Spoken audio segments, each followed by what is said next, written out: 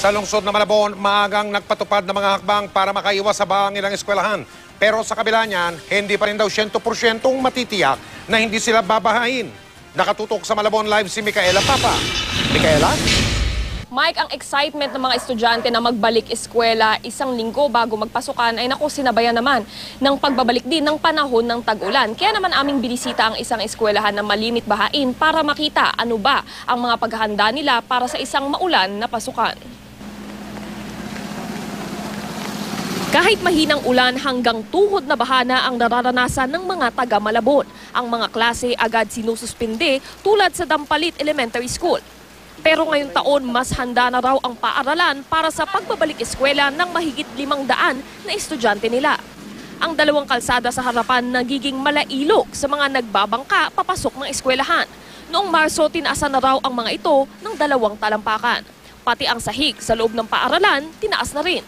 Pagkaroon ng mga pagbabago, makita mo, nag-step ka na, siguro mga 2 feet na yan, ang tinaas niyan dito. So pathway namin yan. Buong pathway tumaas ng 2 feet na yan.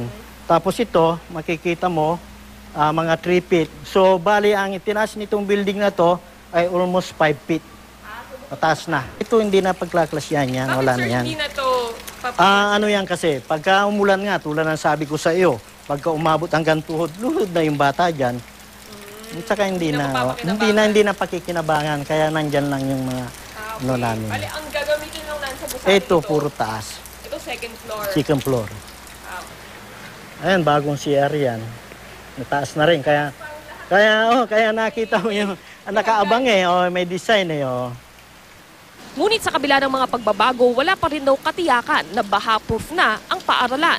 Lalo't halos walang pader na naghihiwalay sa paaralan at katabing palaisdaan na sumasalo ng tubig na umaapaw mula sa Tulyahan River.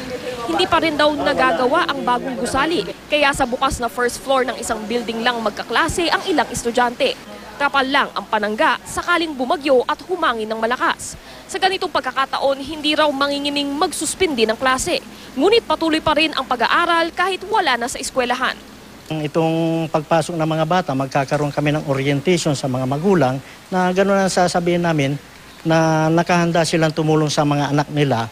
Halimbawa, pagka nagbigay kami ng mga SIM, yung self-instructional materials, subaybayan na nila yung mga anak nila.